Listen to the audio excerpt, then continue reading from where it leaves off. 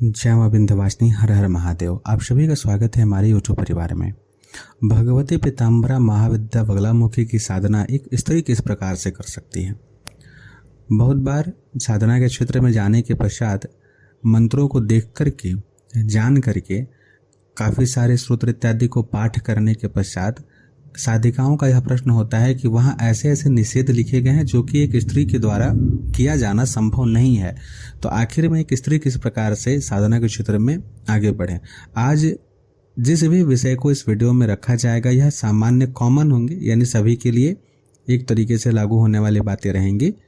कोई ऐसी बातों का समन्वय यहाँ नहीं किया जाएगा जो किसी विशेष गुरु परंपरा से संबंधित है। इस विषय को आरंभ करने से पहले मैं आप सभी से निवेदन करूंगा कि चैनल पर अगर आप नए हैं तो कृपया सब्सक्राइब करें, वीडियो को लाइक करें, आपके कोई प्रश्न हो तो कमेंट करें। सिद्ध साबरी विद्या नामक दूसरे यूट्यूब चैनल का लिंक और टेलीग्राम ग्रुप का लिंक हमारे वीडियो के डिस्क्रिप्शन में दिया हुआ है, कृपया आप उसे भी ज्वाइन कर लें। एक स्त्री जब साधना के क्षेत्र में आगे बढ़ती है तब उसके समक्ष सबसे पहला प्रश्न यह आता है कि परिवार उसे किस प्रकार से सहयोग करेगा। अविवाहित कन्या हो अथवा विवाहित कन्या हो, दोनों ही कारण में, दोनों ही विषय को लेकर के हम आगे चलेंगे।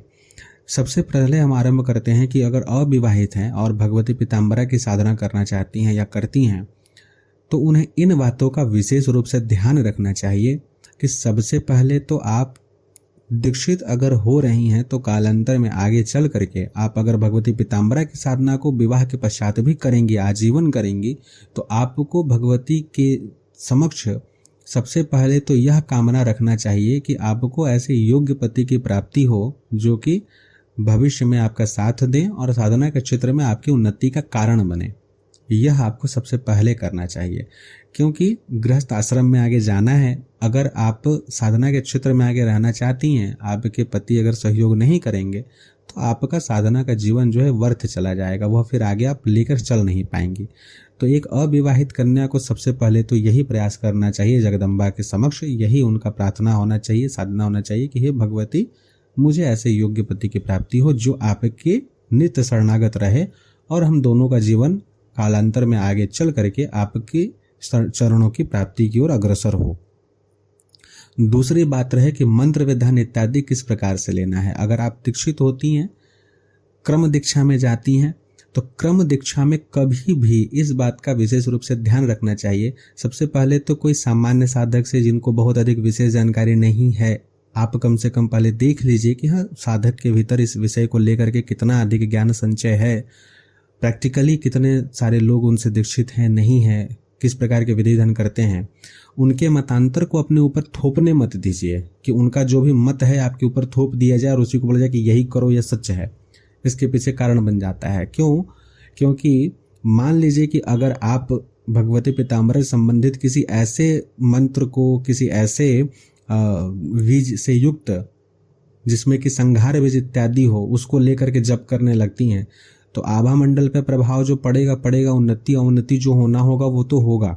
लेकिन चूंकि एक अविवाहित कन्या है, सर्वप्रथम जो है आपको आगे चल करके आपको मातृ सुख की भी प्राप्ति करनी है, किसी के कुल वंश की वृद्धि करनी है, इस संसार के कल्याण हेतु किसी अच्छे जीवात्मा को जन्म देने का माध्यम भी बनना है। वह माध्यम कहीं न कहीं रुक ना जाए, खंडित ना हो जाए। संघार कर्म से युक्त किसी भी पाठ को नहीं करना चाहिए।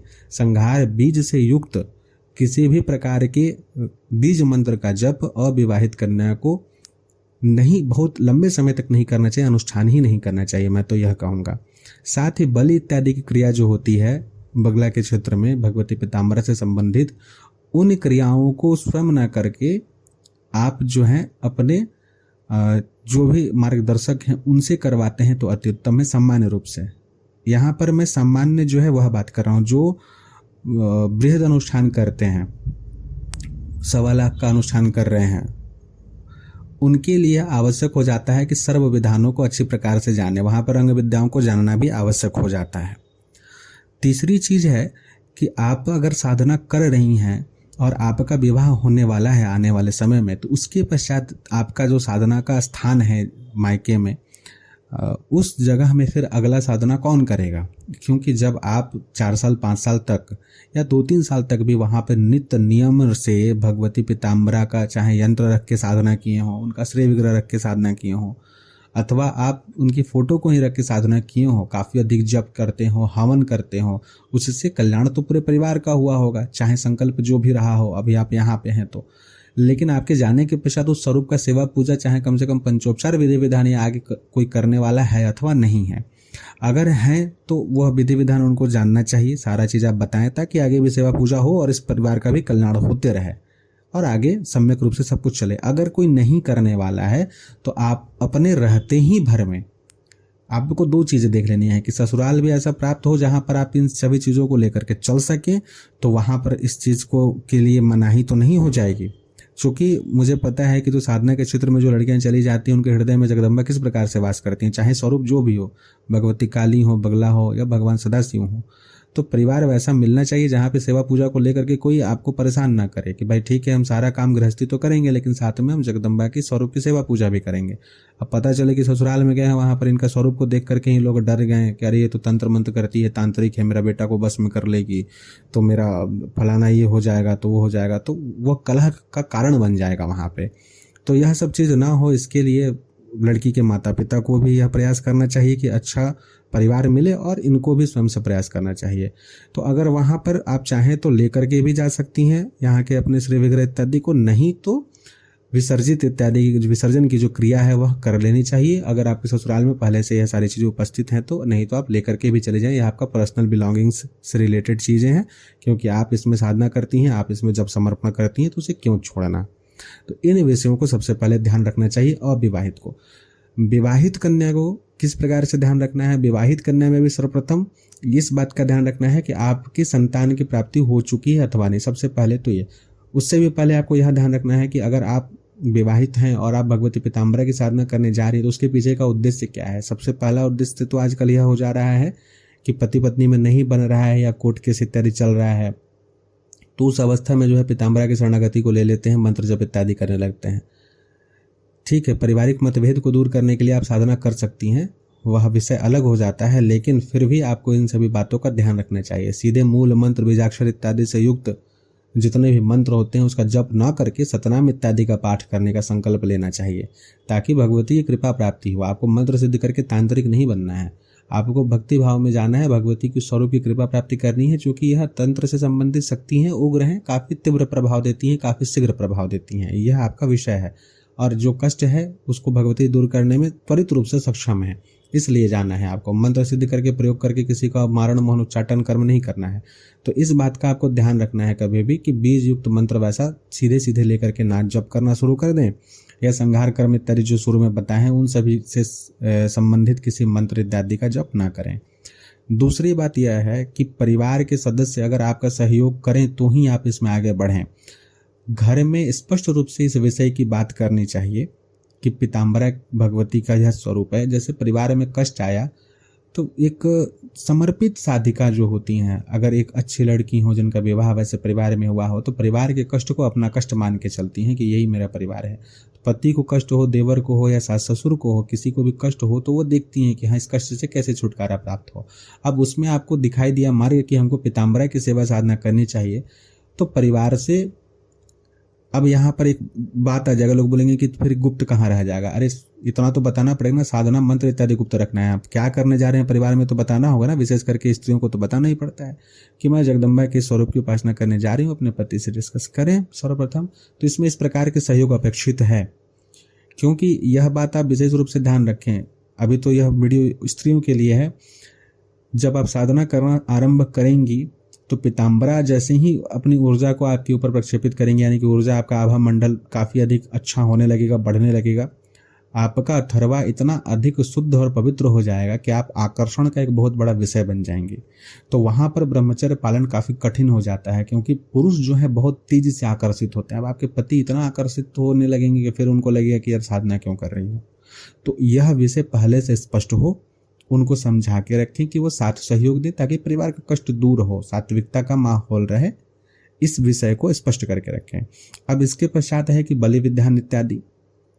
बलि विधान इत्यादि जो है विवाहित हैं, अगर आप जो भी बलि की प्रक्रिया बताई जाती है, जिनके भी द्वारा अगर आप बलि प्रक्रिया इत्यादि करते हैं, संतान प्राप्ति अगर आपको हो चुकी है तो आपको जो है सांकेतिक रूप से बलि कर सकते हैं। लेकिन किसी भी परिस्थिति में ध्यान रहे कि एक स्त्री को कभी भी कुम्हड़े का बलि नहीं करना चाहिए, स्वयं से यह करवाना चाहिए। किसी से करवा सकती हैं, पंडित जी से करवाइए, ठीक है, पति से करवा सकती हैं, लेकिन कभी स्वयं नहीं, एक स्त्री को कभी भी नहीं काटना चाहिए, कभी भी बलि में नहीं चढ़ाना चाहिए। तो इस बात का आपको ध्यान रखना चाहिए। इसके पश्चात आता है कि विवाहित हैं, पुत्र इत्यादि की प्राप्ति हो चुकी है, अब कष्ट ऐसा है कि हमें पीताम्बरा की साधना करनी है, परिवार के सदस्य सहयोग नहीं करते हैं, तो इस कंडीशन में क्या करें? इस कंडीशन में आपको सर्वप्रथम यही देखना चाहिए कि कौन सा 1 घंटे का समय ऐसा आपको प्राप्त हो जाए जिस समय आप भगवती का जप इत्यादि कर सकें। कोई यंत्र, कोई श्री विग्रह भगवती पीताम्बरा का अलग से लाने की जरूरत नहीं है। अगर आप भगवती दुर्गा जी का श्री विग्रह रखे हैं तो उसी को आप पीत वस्त्र इत्यादि से सुशोभित करके पीत पुष्प के द्वारा, और भगवती पीताम्बरा का जो सतनाम है, रुद्रयामल तंत्र से दिया गया जो अष्टोत्तर सतनाम स्रोत है, उसका आप 36 बार केवल पाठ किया करें। चाहे आप रात को 9 बजे से करें, 10 बजे से करें, या सुबह में 7-8 बजे करें, या 4-5 बजे भोर में करें। इतना में आपको कोई मनाही, सब कुछ सुबह में सो रहा है, आप 4 बजे भोर में उठ करके नहा धो के तैयार होकर के पाठ कर लिए और उसके पश्चात घर का काम कर रहे हैं। संकल्प आप ले लीजिए कि हाँ, यह पारिवारिक कष्ट है, इसको दूर करने हैं, तो हे भगवती मैं आपकी सेवा पूजा कर रही हूँ। विशेष करके आप उस समय जो है, जैसा कि मैंने पहले के वीडियोज में बताया है कि बिना दीक्षा के आप बगलामुखी की साधना करने से पहले आपको 1-1 दिन का यह साधना भी करना चाहिए। दत्तमाला मंत्र का करना चाहिए, गणपति जी का करना चाहिए। तो आप और कुछ नहीं तो कम से कम गणपति जी का स्मरण तो कर सकते हैं, दत्तात्रेय माला मंत्र का 1 बार तो पाठ कर ही सकते हैं। तो 1-1 बार इनका पाठ कर लें और भगवती पीताम्बरा का जो स्रोत है 108 नाम का, उसका आप पाठ करें। हवन इत्यादि नहीं कर सकते हैं, कोई बात नहीं, केवल पाठ करते रहें नियमित रूप से। तो इस प्रकार से एक स्त्री को अपने गृहस्थ के जीवन के साथ साथ भगवती पीताम्बरा की साधना करनी चाहिए। जो लोग अब आता है स्पष्ट रूप से कि हम अच्छे प्रकार से स्वतंत्र रूप से साधना करना चाहते हैं, स्वतंत्र रूप से कर सकते हैं, परिवार पूर्ण रूप से सहयोग करेगा, तो उस कंडीशन में भी आप सबसे पहले योग गुरु की प्राप्ति करें और आपके लिए फिर वही सारे नियम हो जाते हैं। अगर गुरु प्राप्त नहीं होते हैं तो सर्वप्रथम दत्तमाला मंत्र, गणपति जी का पाठ इत्यादि का जो संकल्प लेकर के साधना करना है वो करिए, महाभैरव मंत्र इत्यादि की कीजिए, फिर भगवती पीताम्बरा का अनुष्ठान आरंभ कीजिए।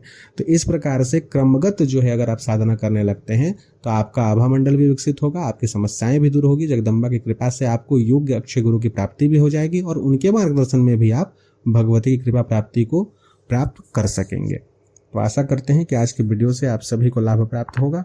जय मां विंध्यवासिनी, हर हर महादेव।